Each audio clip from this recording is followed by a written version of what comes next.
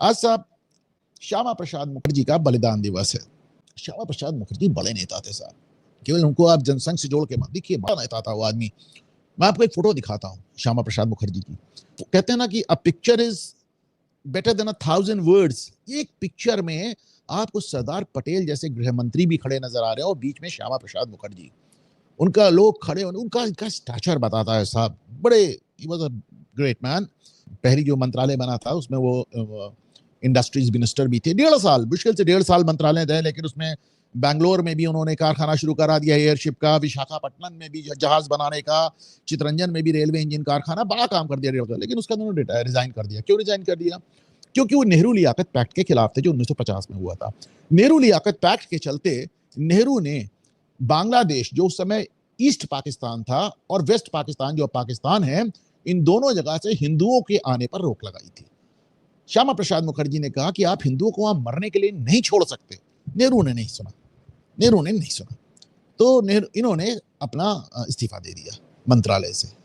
सोचिए, उन्होंने सिर्फ हिंदुओं के लिए इस्तीफा दिया। किसी जमाने में मुस्लिम लीग के खिलाफ हिंदुस्तान नेशनल गार्ड भी बनाया था। और एक बार नेहरू ने संसद में कहा कि आई विल क्रश जनसंघ, यानी मैं जनसंघ को क्रश कर दूंगा। तो श्यामा प्रसाद मुखर्जी ने उनका बड़ा अच्छा जवाब दिया। उन्होंने कहा I will crush your crushing mentality, यानी मैं क्रश करने की जो आपकी मानसिकता है उसको क्रश कर दूंगा। बहरहाल श्यामा प्रसाद मुखर्जी के दिल का एक दर्द था बहुत जबरदस्त। वो कहते थे कि एक देश में 2 विधान, 2 प्रधान, 2 निशान नहीं चलेगा, नहीं चलेगा। यही नारा था उनका।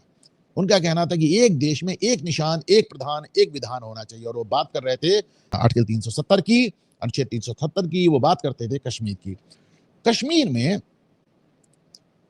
श्यामा प्रसाद, उस समय आप सोचें, उस समय कश्मीर में प्राइम मिनिस्टर होता था जिसको सदर रियासत कहते थे। और कौन था प्राइम मिनिस्टर? नेहरू के परम मित्र अब्दुल्ला, शेख अब्दुल्ला, ये उमर अब्दुल्ला के दादा। 3 पुश्तों से कश्मीर को रौंद रहे हैं। तो साहब रौंद रहे हैं, मैंने लोग जाके देखा इनके शासनकाल में क्या है साहब। मैं तो कश्मीर गया तो मैं आपको अक्सर बताता हूँ, मेरी कार खराब हो गई तो मैं कार बनवाने गया तो गैराज के बाहर बड़ा बड़ा लिखा था, भारतीय कुत्तों वापस जाओ, Indian dogs go back.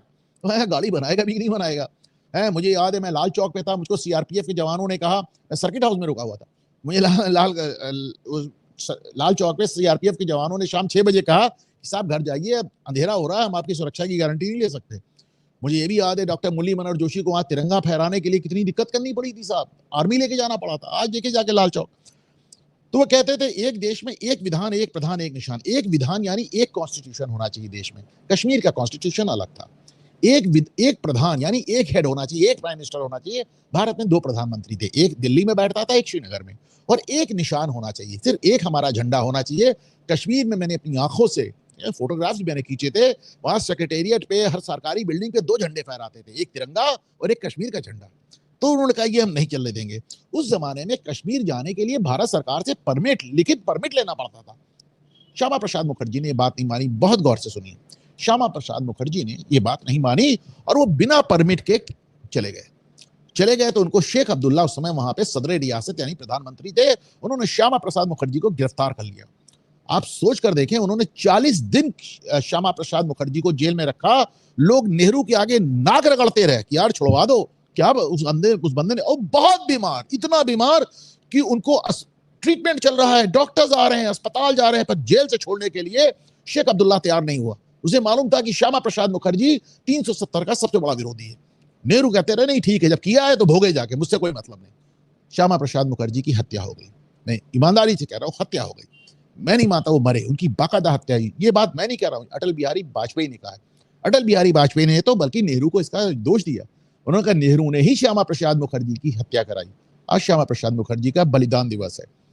Shyama Prasad ji आज होते तो शायद बहुत खुश होते, क्योंकि मुझे लगता है कि श्यामा प्रसाद जी की स्मृति को, उनके काम को, उनके बलिदान को, इससे बड़ी श्रद्धांजलि नहीं हो सकती कि हमने 370 को उठाकर कूड़ेदान में फेंक दिया, इतिहास के कूड़ेदान में फेंक दिया, जहां से वो कभी वापस नहीं आएगा। मेरी विनम्र श्रद्धांजलि श्यामा प्रसाद जी को।